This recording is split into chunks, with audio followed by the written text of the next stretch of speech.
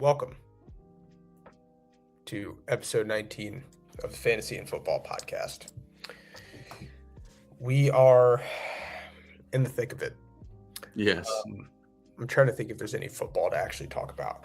There's been a lot of trades and stuff like that. Yeah, the trades and free agency and things really picked up. Lots of shuffling around. Mhm. I'm trying to think of anybody notable for the Chiefs or Browns. Not really. Browns The Chiefs. released a lot of people. Oh, Kenneth Walker. Yeah, I mean, Come on now. we'll see. We'll see. I know. I mean, definitely a huge upgrade, no matter what. Yes. Especially, I can't believe Jeremiah Love wouldn't be there. But I know. I don't know.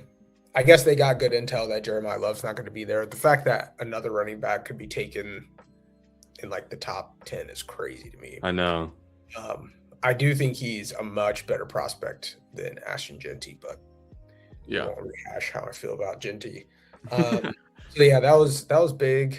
Juwan Taylor, you guys get him out. I know he's your favorite player. Yeah, I thought you'd be more upset. I was devastated when that happened. Not really. And then the Browns, not really. Browns released a lot of people that were going to be expensive, and they have so many problems that it's kind of just like. One thing that might be interesting, just because we're physical therapists, is the Crosby deal like not going through because he didn't like pass his physical. Yeah. What were they saying? Like his ankle and knee like healing wasn't going as they expected, but then I heard like people who are working with him were like it's going completely normal.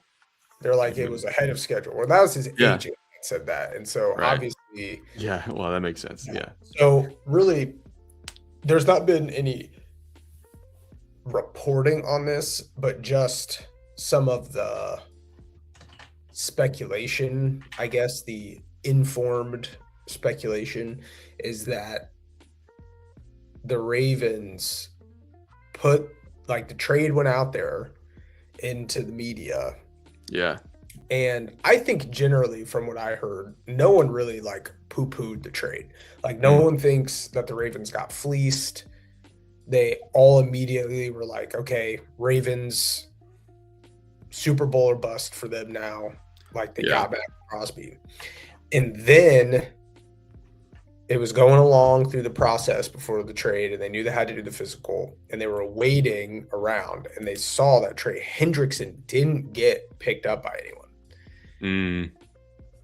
And maybe whatever they saw in the physical wasn't like amazing. I mean, even though you're obviously betting on like the future, but kind of what happened with the speculation is that they had enough of an excuse to basically say, oh, wait, we can go get Trey Hendrickson, who had just sacks last year. We can get something out of him and get our first round picks back. Yeah. And so that's kind of what they did, a little bit of dirty pool, as they say. But yeah, I don't know. I mean, the Browns still suck. Yeah. Right. Ravens are still going to be good. They let Isaiah Likely go, which, funny enough, so that was weird to me. I was like, I don't understand. Like, he obviously, they got him to replace Mark Andrews, but then they re-signed Mark Andrews to like another 3-year deal, which I thought was weird. Yeah. And then Harbaugh leaves, right, and goes to the Giants, and that's where Isaiah Likely ended up. Oh, really? On the Giants, yeah. Oh, I didn't even know that. Interesting. Yeah. So that was an interesting one. Still waiting to see if like AJ Brown gets traded. That'd be kind of neat. Jahmyr Gibbs right now not in a timeshare anymore with David Montgomery, so big fantasy potential there. For him to go like even crazier without having the timeshare. I'm trying to think off the top of my head what other big ones. Kyler Murray in Minnesota.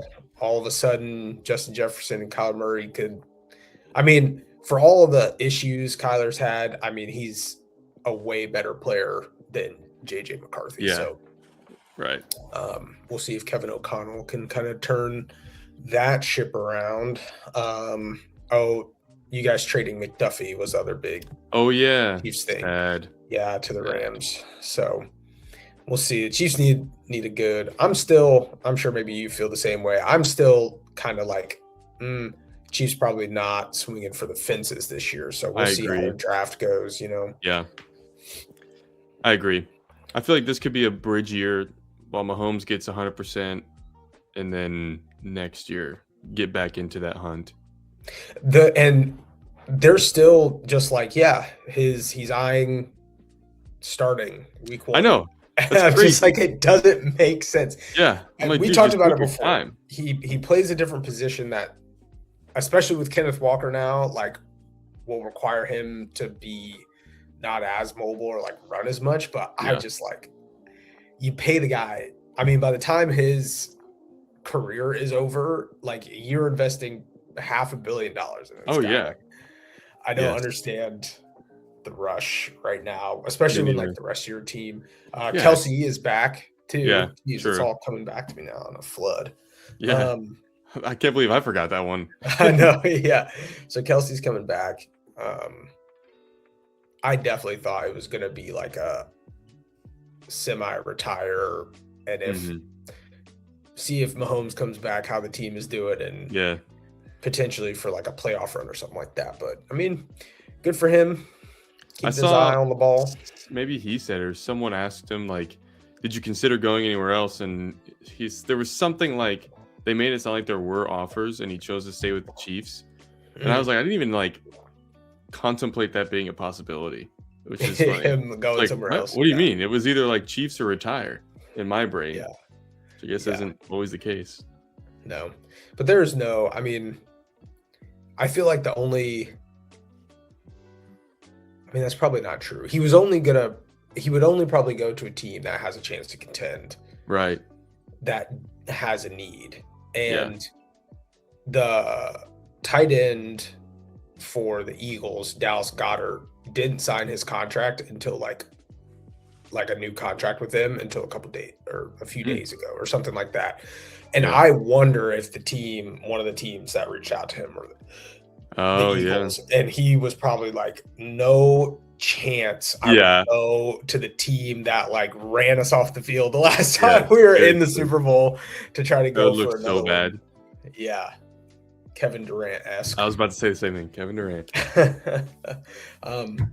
Well, cool. Draft's coming up. One more month. We got to wait. And then the draft will happen. And then we can talk more fantasy implications with a lot of the rookies. Yeah. With that, it's time. Yeah. So as you guys know, we're reading The Strength of the Few by James Islington. This is part 2. So we've read. This is part 2. No, this is part 3. This is the third time we've talked about it. Yeah. We're in part 2 of the book. In part 2, yes. Yeah. We read 100 pages. We read from 345. Sorry, 245 to 345. Yeah. And a lot has happened in 100 pages. A lot. It's ramping up for sure. It is. It's really ramping up. Before we dive too deep into this, I also made a mental note that I want to tell you so I don't forget. Yes. So, as some of you viewers out there and listeners may or may not know, one of our favorite authors is Pierce Brown, author of the Red Rising series. Yes. So, Colby and I have been talking a lot because is it like the agent company, or is it like the publishing company? Oh, the secret or the special editions? Yeah. I don't know, actually. I think it's like a publishing company maybe that he works with. But anyways, so this company, who I can't think of their name right now, but they're giving away these special editions that range quite a lot in price. Yeah. But they have some cool like artist renderings that he commissioned from an artist in this book, plus he signed it, plus cool like the cool and all stuff. that kind of stuff, all the cool stuff. So that happens at the end of next week. So we've been kind of talking about that. Now, notoriously, Pierce Brown is not on social media, which like I respect the hustle, but Yeah. if you're also trying to be a famous author, Yeah. you kind of need to get with the times a little bit. Right. So Right. funny enough, he made a TikTok account, but he Yes. doesn't. I still don't think he has like an Instagram or anything like that. Mm-mm. And I was scrolling Instagram today. So I'm in the greater Los Angeles area. Don't want to dox myself too much here. Yeah. But I'm living in the greater Los Angeles area. Today is a Sunday. Nothing going on, right? It's like go to the grocery store day. I'm sitting on the couch and Pierce Brown comes across my Instagram feed. Really? And the post when I was looking at it, the timestamp on the post was like 4 minutes Oh, prior to me. So it was like happening in real time. yeah. And Pierce Brown looks at it and he does his typical low howlers and he says, if you're in the Los Angeles area and bored, today I'm doing a book event in the last bookstore in downtown LA with Cahill, the author Cahill. There's still tickets left. Come hang out at 6 p.m. And I was like, I might get involved with that. Yeah. But it turns out it would have been probably pretty cool. So Oh, yeah. Kelly and I went to the last bookstore like a couple weeks ago because it's like Mhm. one of the like touristy cool things to do if you like books, to go to the Yeah. last bookstore in downtown LA. Right. And so we've already been there, but it was the last stop on a book tour for this other author. Mm. And Pierce Brown was like, oh, I'll be there to like hang out, but he wasn't like signing anything. Yeah. He wasn't doing anything. It was like all for this other author, but Yeah. it would have been sweet. Oh, But yeah. I was this close, and I didn't even like put two and two together that Pierce Brown was like a Los Angelino, I didn't know that either. just out here. That's in the awesome, wild. dude. That would have been Yeah. so cool. Yeah. Is I that a should big have. place? Like the bookstore? Yes, what if it's Okay. huge. Yeah, All it's right. huge. It wouldn't have been like Um, you going to hang out with him, just like one-on-one type of thing. Why am I so out of focus? Yeah, you got to get yourself back in focus. You got to focus up. I know what would have been funny is to go, and I really would have considered doing this, is going and like waiting till the end and be like, hey man, can we take a picture? Just like try to angle it to make it Yeah, look yeah. like no one else was there, or just like edit it out, Hang out all my the boy. people out, Yeah. and just be like, look who I ran into today, Yeah. and send it to you. So and- casual. yeah. That would have been good. But you got to meet Brandon Sanderson. So I also met Pierce Brown. did you meet Pierce Brown? Yeah, I went to a signing in Seattle. Me and Skylar, my brother. Dang, I didn't know that. And I didn't know he did something like that. Yeah. We had it was for Lightbringer. It was me, Skylar, and then we got 3 books, one for my younger brother, and you could only have him sign 1 book. So then one of us didn't get to get a signed copy. So I had him sign one for Dylan and Skylar sign one for himself. So I didn't get a signed copy. Sacrificed. I sacrificed. Look at you. Yeah. You ever seen that meme where it's like the knight who has like all the arrows in his back? Yes. He's like standing in front of a small child. yeah, that's you. That's basically what I did. Yeah, he Basically. took the slings and arrows. That was cool. That's all right. One time when I was a kid, I got to go after Cleveland Cavaliers basketball game, and LeBron and a bunch of other players were signing autographs, and LeBron skipped over me. Like he signed the person right in front of me, he skipped over me, then signed the person right after me. No. Now it wasn't like he like signed everyone's and just skipped me. Like Yeah, he was yeah. skipping kind of down Yeah. the line. He didn't stay there to sign just everyone's. got I'm unlucky. one of the people that got skipped. Dang it. Yeah. Dude, that's cool just to see him in person though. Yeah. How old were you? Oh man. Lil It boy? might have- It might have been honestly like his third. Oh, year wow. in the league, Yeah. like second year in the league. Yeah. Yeah. I was an honorary ball boy along with like Really? 12 other kids. Yeah. That's So fun. all that meant is that at the very beginning of the game, when they like did the lineup, Yeah. and they like called the starters out, Mm-hmm. they had all the kids like in one corner with basketballs, and then they would Oh, yeah. call like the starter, then they would run out and they would run all the way to half court, and then they would like push us and like tell us to run to half court to like hand them the ball, and then like we would do that, and then they would stand there. Like, have you seen the Oh, yeah. beginning of like any European soccer match where like they Yes. stand with like the kids in front? Like we basically did that, Oh, and then cool. they did the national anthem, and then we ran off the court. That's awesome. Back to the book. So, how do you want to go about this? Like last time, we just went through each world and like updated where we're at. Yeah, I think we should do the same thing. We do a quick recap.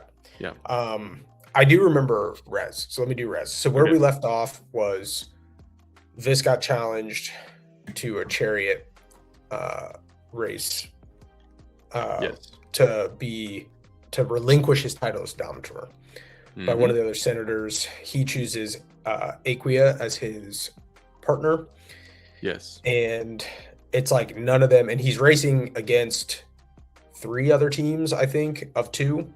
Mhm. And the whole idea, which I think this is kind of cool, so I'm going to explain it. But the Good. chariot racing, they have chariots that are not connected to like animals or horses. They're connected to giant stone wheels, Yeah. and you have to imbue the wheel of your partner's chariot and vice versa, and like power it, and then also Yes. imbue yourself to stay on your It's a chariot. very cool concept.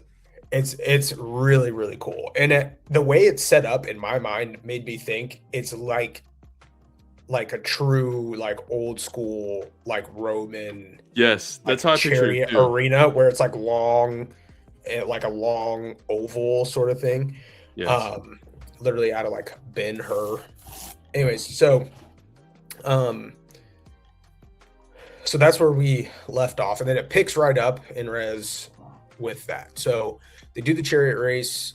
There's a lot of cool, very like you get to see Vis. To me, this was Vis back in like the first book in Will of the Many, where you first get introduced to him. He's fighting in that like underground fighting thing, and he's very analytical, thinking about like strategy and what's happening, and he can often process things steps ahead or faster than other people. And again, he's at a disadvantage because he only has one arm to hold on. Yes. And so a lot of sweet action kind of happening. You're inside Vis's mind, seeing what's going on, and once you know, they win. So he doesn't have to give up the title of Dominator. And then from there, he meets with Amissa. Mm-hmm. And then Amissa just starts like, so basically one of the main thing going on with Amissa is that she's like, oh, she's been in on the Like, greater plan beginning. with Viridius from the beginning, from like way in the beginning. And so she is telling all this to Vis, and it's a weird like trip in your mind because Vis on Obitium knows all of this, but like Vis on Res has no idea. And so like it is hearing it over interesting, again about like all the same things. And so Amissa reveals that she was working with Viridius and training to run the labyrinth herself at the Eutychium, and she even went as far as to have her go through the Aurora Columnae prior to going to the Institute, which you weren't allowed to do. But then none of them knew that. But Vis knew it on the night of the Iudicium when her eyes went black before she tried to kill him. And so she reveals that she did that. Then she takes Vis to see the person, the Anguis one of the bodies they recovered of the Anguis. And it turns out to be the one that killed Calidus. Now, the way they figure out that it's the one to kill Calidus is that he has an obsidian blade through him, and Vis thinks that that's just how they killed him. Yeah. And then she drapes the amulet, the scarab beetle amulet thing around his neck, and he like comes to life, and Vis is just like beside himself. And Yes. so he asks him if he's the one that kills Calidus, and he says yes. So then Amissa basically explains to him kind of, they don't know how it works, but they can reanimate dead people, and then they have to tell you the truth as far as they know it, kind of thing. Everything that you've already had an explanation for in Obitium. And then I have a thought about that. Do you want to just dive into it, or do you want to come Sure, back? we can do that, and then we Okay. can hit the other ones after. I mean, also, this 100 pages was heavy res. It was like mainly Heavy. res. Yes. Yes. So yeah, let's do it. Let's dive in. So at this point, Mm-hmm. she gives us a interesting tidbit. Now, we don't really know what's real Yeah. because none of the current characters in our story know really anything about the past. Like, they just Mhm. don't have any information. So you have to take everything they say with a grain of salt. But something that she reveals is that the instruction blades plus that like scarab beetle was all pre-cataclysm. Yes. Now, to me, why that's important is because if they're saying that those things are pre-cataclysm artifacts, it's further kind of confirming to me that Obitium was probably the original Yes. I think that's a good point because it's like planet. regular known thing there. Yes. Those And kind of how like everything on that world works that way. yeah, like revolves around it. Revolves around it. And it connects to the idea that earlier in this book, when Amissa, I think it's the first time Amissa and Vis kind of talk, and she's telling It him is. about how she's like been in on this idea with Viridius, with like, which like this on res, like he just is not in tune with any of that. Yes. Like he just is, he's kind of resistant to it a lot. But she tells him that the reason she killed him or stabbed him was because she thought he was corrupted. And we find out that really corrupted means you could be, well, part of what that she meant is that he could be Youngti already. Yeah. Mm-hmm. And she was told by Viridius that the Youngti, so as far as he knows, they're only controlled by the like evil person. Yeah. And that they can't control them. And I think that might have to do with how will works differently on res. Because in Obitium, this can control Youngti, but I don't Yeah. think they can on res. Right. That's true. Or yeah, maybe yeah. I didn't think Yes. And the only way they figured out then how to do that was later on then when, so now just kind of progressing what happens in res. So now this and the other students get to go back to Sully Vegas. And Viridius is like, here are these things to track you, these tracking devices. And this is like, oh yeah, sure, track us. Yeah. So then he's able to use his power of adoption to make it so that they can get rid of their trackers. And he and Aquia go jump the wall to go back to the ruins. And they get to the ruins. And this was like a big part, obviously, that happens here, but they go to the ruins, and in the ruins, they see all like the dead bodies with the obsidian swords through them. Now, we already kind of figured out that these were Youngtai because they talk about how they built that place to try to circumvent the fact that because like Obitium was lost or whatever, like you can't, if you try to synchronize, you're going to die, basically. Yes. And so they built that place to try to circumvent that. And by circumventing that, they can stop a cataclysm event. And so they go there and they see the young tide, but then what's different about it is that Aquia then recognizes one of the people that is dead in there, and it's working with Viridius, like that day was obviously alive not that long ago. So this goes in there to say the words that Lannistia told him that she said when she went there, and he starts to go crazy, bonkers, and he starts repeating the words, Obitium is not safe, Synchronous is death. Yes. And he's saying it over and over. Now, a difference for him is that he's still like himself in his mind. Like he can have thoughts and he tries to say something, but then that's what comes out. Yeah. And eventually he like wakes up because he just like goes towards the light. Yeah. He wakes up and they're back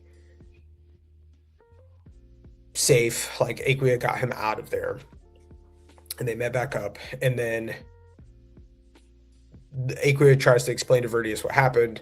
And then Viridius and Vis finally have like the big sort of like head on that they've kind of been heading towards. Yes. And Viridius just tells them everything, which, finally. I'm so happy. Get them on the same page. I'm like, come on. I know. Don't you know what they're going through on the other worlds? Yes. Yeah. It's like you want to tell them. Yeah. So Viridius tells them like everything that's going on, and what they've been trying to do, and he basically tells them what I said earlier, which is that you can run the labyrinth, but something about the gate, once you get through the labyrinth, because Synchronous is death, you have to use, and I don't still fully understand, and I don't know that he like actually explained it that much. Yeah. But basically that they can use whatever was built where those Yunkti are. And so one of the things that Vis says before he passes out or whatever, after saying Obitium is not safe, Synchronous is death over and over and over again, he says one thing that's different. And it talks about like having, like, I built this place with these Yunkti so that they could be controlled with one mind and something. And so they realize that they somehow have to use that to help someone get through the gate after running the labyrinth, so that they be synchronous without dying. And the problem is that if they're controlling the Yunkti for too long, and whatever the ruins are, like whatever is going on, whatever they're doing, if they're in that space, then they also usually end up becoming one of the Yunkti somehow. Yeah. And that is how Lannistia lost her eyes. And he reveals that, Viridius reveals that she was there while Siror was running the labyrinth to go through the gate. And she ended up there too long and got lucky to get out, only losing her eyes. Yes. And then with this, it was like, no idea how you survived being in there. And then also was surprised when Vis told him that like he could still have his own thoughts while he was in there. And then clearly it's because he's synchronous. Something to do with that. Yes. And then that's kind of how that ends with Rez. And then one of the other notes I made, interestingly, so when Vis and Aquia go to the ruins, they run into the Alupi that Vis saved when it was a pup, and then in turn saved him at the Iudicium, or the Eudicium. So I thought it was interesting, on more of a side note, that Vis just gave him his name, Diago, his like given name. Yeah. And just the symbolism of it, where like he needed protecting as like this young pup and then became this like thing that Yeah. is fully independent, and then is ultimately like feared by other people. Hmm. But Vis can sense, now that he's synchronous, can sense will being Yeah. used, and we now know that the Elupi can also sense when Yes. they're self-imbued, when Right. will's being used, um, and so And they that's and they hate it, and so that's an interesting thing too. I don't know how it would fit in, but I just thought it was So do interesting you? that they would talk Oh about yeah. like this Elupi would be part of this story like Yeah. this. I mean, they made it a big deal to make sure we as the reader understand that the Alupi can sense will. Like they do it. They really drive the point home. It's like every time they Mhm. turn it on, it starts growling. Now he also can sense the Alupi. Like he could sense Diago before Mhm. it came out of the bushes. So do you think that means that they have will? Yeah, so that was interesting too. I think so, but the thing is everything has will, right? So that's Oh yeah, part you're of right. like he can that's part Yeah, of the adoption thing is yeah, that he can sense the will in other objects that makes too. sense. Yeah, yeah. This was a heavy res, 100 pages, Yeah. very heavy. Yeah.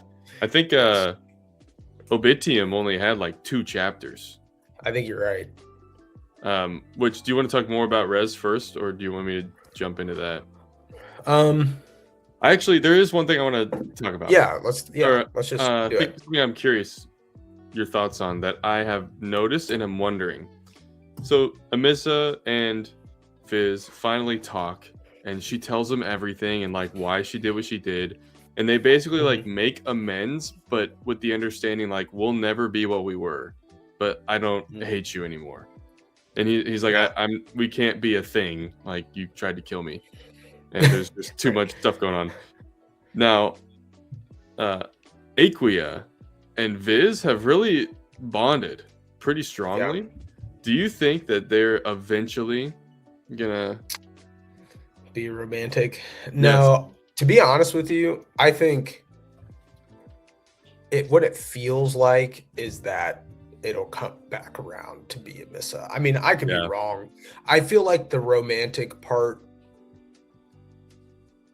because there's virtually no other romantic subplot Yes. in with any of the other characters, That's very true.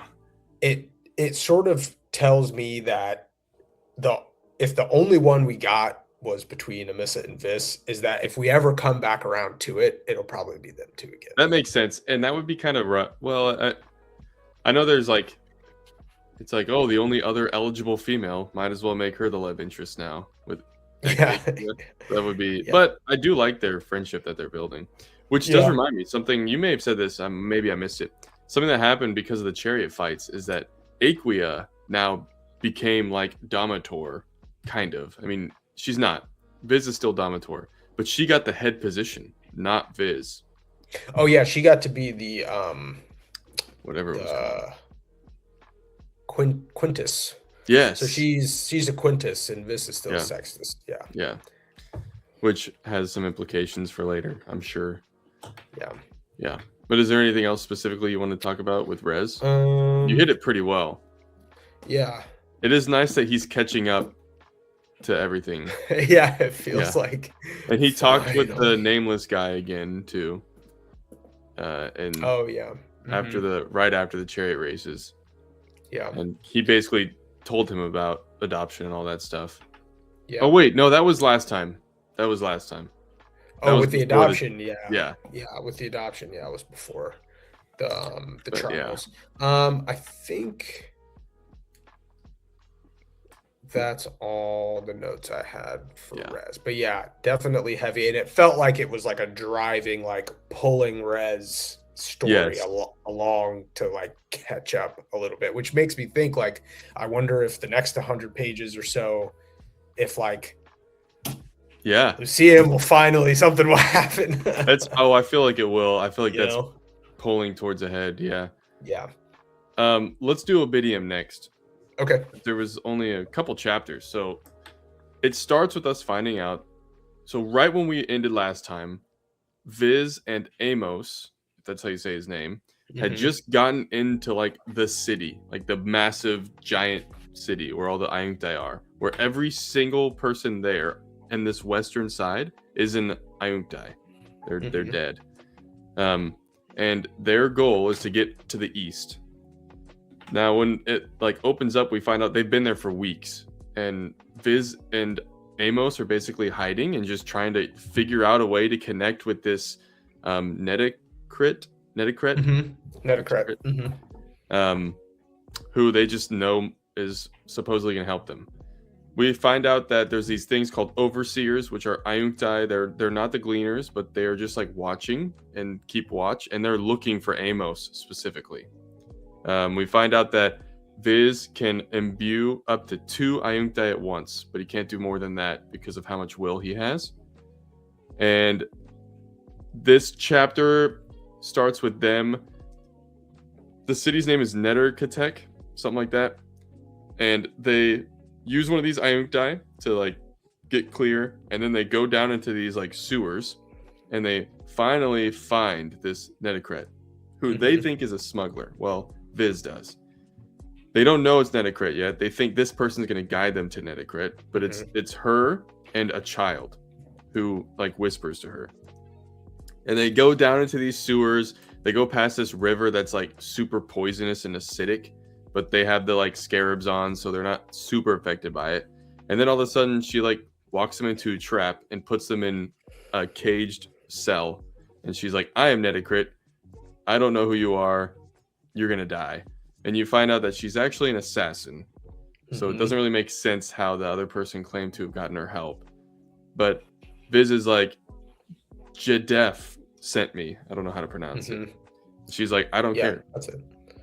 And before she leaves, Viz adopts, like, imbues, like, a necklace she's wearing or something. I think it was maybe a scarab. But he does that so then he can, like, sense where she's at. So as they start to walk away, he then reconnects with the overseer that he had done. And he's like, "Come get me." So then the overseer, like, comes all the way down because he, like, memorized exactly the path as they're walking because he's a genius. Yes. And she comes up to the poles, lets them out, and then they all three just track down Netacret and is like, "Hey, I'm here." And she's like, "Oh, wow. I told you I was special." Yeah. So then she's like, "Wow." And then she kills the overseer and is like, "Let's talk." And like, that's where we're at. That's all that happened. Yep. So I think really like it's cool. We're definitely going to find out more who she is, and the fact that he can only imbue 2 at a time is like I think the biggest thing we learned from that. Yeah, I'm curious, obviously, like, what are your thoughts on this like child that Dude, I have no idea. I have no idea what she is.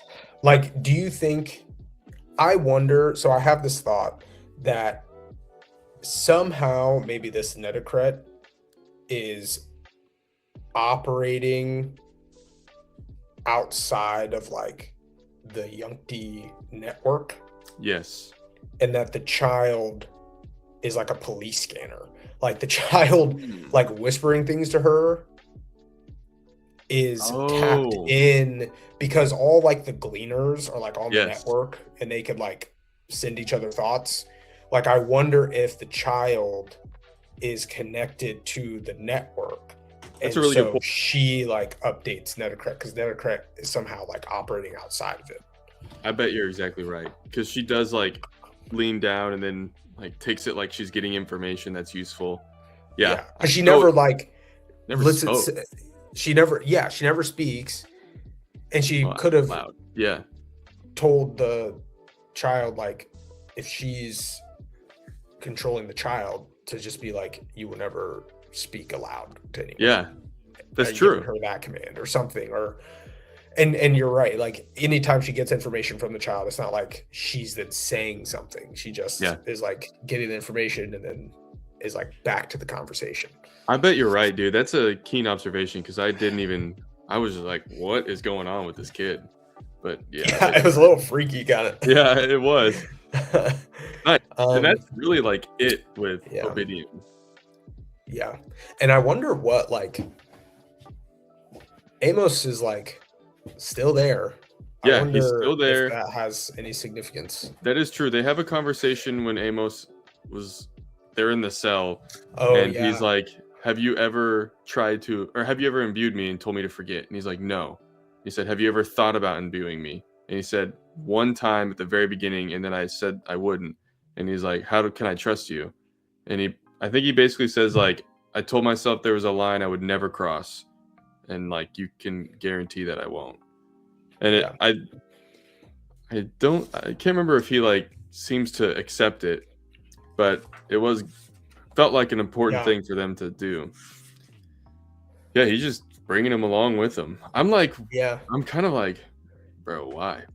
Like, I know. what's the asset Yeah, here? yeah, But it's because he's a better man than I am. I'd be like, yeah. you're done. And Vis told when he first imbued the not the gleaner, Overseer. the overseer, he told the Right. overseer to like tell all the other ones to search for Amos like somewhere else Yeah, it's like too. tell him you search this whole area and he's not here. Yeah, yeah. Yeah. Well, nice. Interesting. Okay. All right.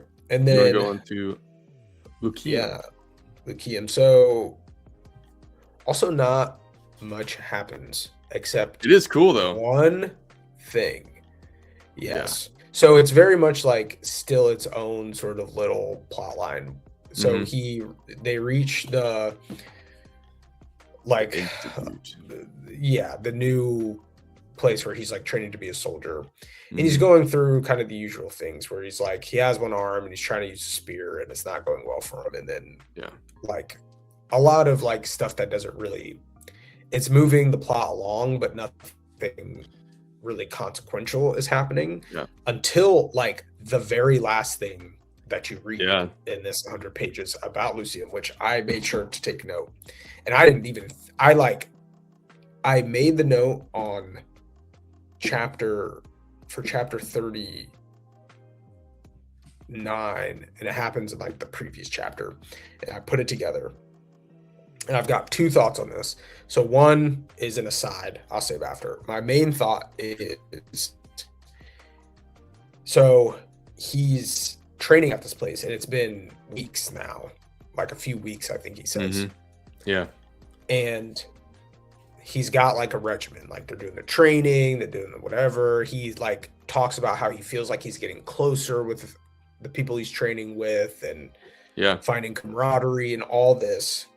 And then he basically just points out, like, and then for the first time in weeks, that faint, like, pulse is back in my head. Yes. And then that's like the last thing you read about Yes. with Lucium. So, my thought, and then I want to hear your thought, was that it had to have coincided with when Vis went to the ruins with Aquia. Yes. Yes. That is exactly what I thought too. Yeah. I'm like, there's no way it didn't. It has to, right? Like it has to. It has to. It has It's like to. when he basically like he didn't become synchronous again. You can't do it again, but it's like it elided that system. You would think that would be Yeah. what it is. Yeah. I forgot. I almost forgot about that. Funny enough.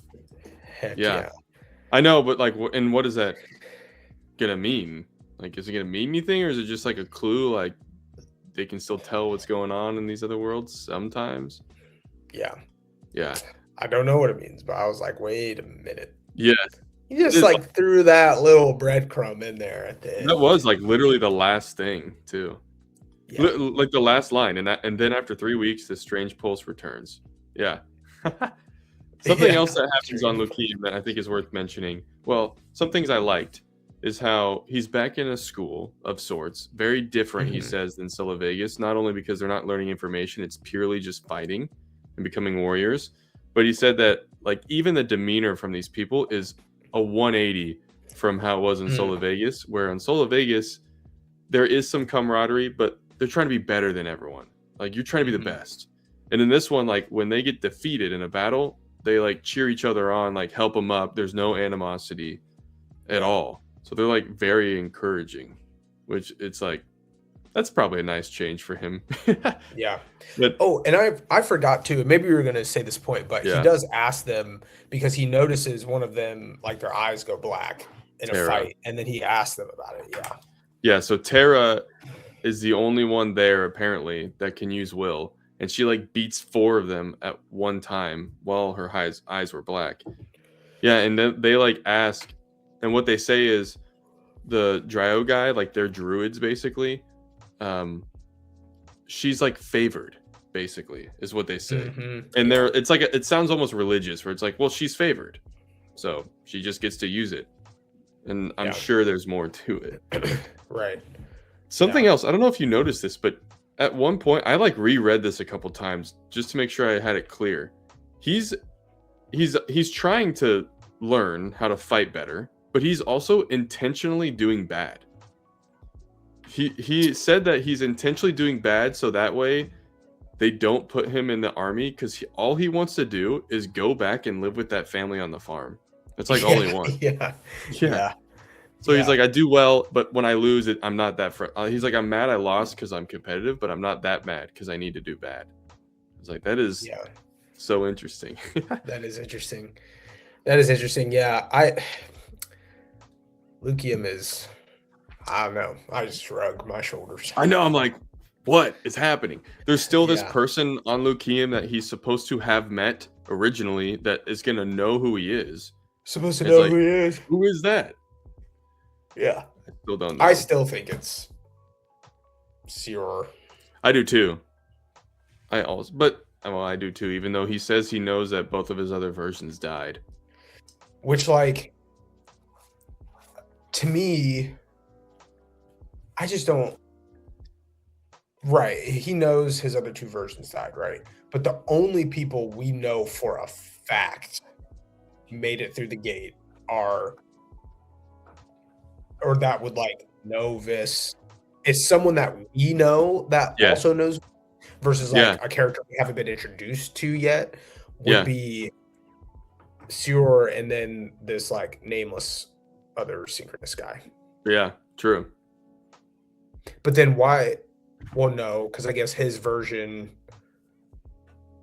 saw this at the Eutychium Yeah. after Vis was synchronous, but before. Yeah, so maybe he would have known. Lannistia, you said that she didn't she didn't try to become synchronous, right? Right, no, she didn't. She was at the ruins with the Yunkti control panel.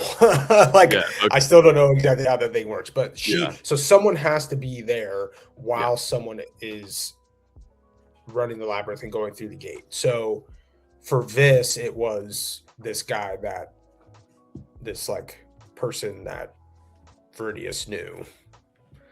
Yeah. Him and Aqueous Sea is who was there for this. Yeah. So I don't know. Would it be crazy? I don't see this happening, but what if it was like this is dad? Yeah, or just dude. like a character that is like you would not think, right? Because like the book, like Will of the Many opens with a scene with like this and his dad. Yeah. But I mean, just, that makes yeah, no I'd have to have a good explanation. Be like, how? Which I'm sure Yeah. they would if they did that. Yeah, I feel like it's probably leaning more towards the unnamed guy he's met on Res. Yeah. Even though I still also subscribe to the theory that might be the guy, like the god, the Yeah. Ka or whatever. Concurrence. Yeah. So let's see so when we ended, like you said, on Lucium. Chapter 40, yeah. Yeah. He had just felt the pulse again. In Res, he had literally just faded to unconsciousness after like spewing all that stuff in the ruins. And then in Obidium, he had just like reconnected with Netacrit, and then she killed his. So in Res, it ended with, well, yeah, but it really ended with him and Viridius telling him everything after he wakes up. Oh. You're right. Yeah. No, wait, no. It literally is him passing out. I'm on page Is he passed out 336. again? This is when he's like, these. Here's what he says, by the way, just to be specific. After he says Obidium is dead, blah, blah, blah, blah. He says, these Iuncti appear to be from not long after the rending, and were once a component in the gate defenses in the Nexus. I have repurposed them for our fight warrior. And then he says, their processing capability is limited due to the restrictions of the Sanguis Imperium. But the addition of a single active mind should be capable of temporarily interceding and allowing for synchronism to occur. Do you wish to proceed? It's page 336. Yeah, you read through. You're talking about through. You read you read through chapter 39. Yes. Yeah. No, wait. No. I haven't read chapter 39. You told me you did. I thought I did. Whatever you said, whatever chapter XXXIX is. Yeah, that's where I'm at. That's 39, right? Brother. Look, this chapter is where I'm 38. And you did not read that chapter. No, I have not read that chapter. Have you? Well, shit. Yeah, because I thought that's what I said. I read through that chapter. I said I was on chapter 40. Well, hey, I guess I'm about to learn what he says to him. Here, let me speed read. Oh, yeah. Yeah, oh, okay, nice. You got caught up? Yeah. Okay, so that's where he's going to tell him all the shit. Yes. Can I just read the last? Can I read the audience the last paragraph of that chapter? Yeah, do it. He said, this is Vis talking to Viridius. Why did Sira run the labyrinth, Viridius? Dreading the answer. So much has happened since I went through that nightmare, and yet everything seems to come back to this. I went through that gate down there, and I know something is happening to me because of it, but why did Belly and Marcus give their lives for this? How, in the rotting god's name, will any of this stop another cataclysm? Viridius leans forward, hesitates for a long second. Have you ever heard of the concurrence? And then that's how it is. Oh, okay. Oh, yeah. Oh, wow. Yeah. But it's a good, just like purely informational chapter. Yeah. Okay, sweet. Not very long. I think it's only like a few pages. All right. We should decide how much to read next. All right. So let's look. Because I feel like we're about to hit a point where we're not going to want to stop. I know. It does feel that way. It do be feeling that way. I think that chapter is what? 1, 2, 3, 4, 5, 6, 7 pages. It's only 7 pages. Okay. 351, 353. If we went to another 100 pages, we could go to 550, which would be, what's L? 50. Okay. 52. Look, man, I don't remember learning Roman numerals. I apparently didn't pay attention in that class.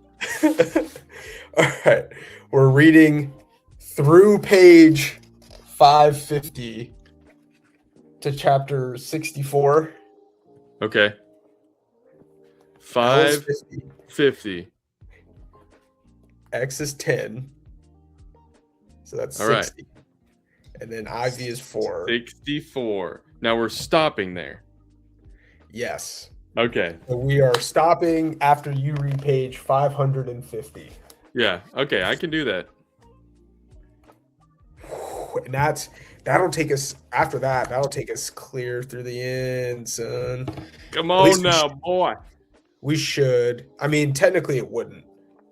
Wait. But we could probably push through. I mean, we're going to be in the climax at that point. Wait, that's 200 pages. Yeah. That's why I was like, if you want to, I will.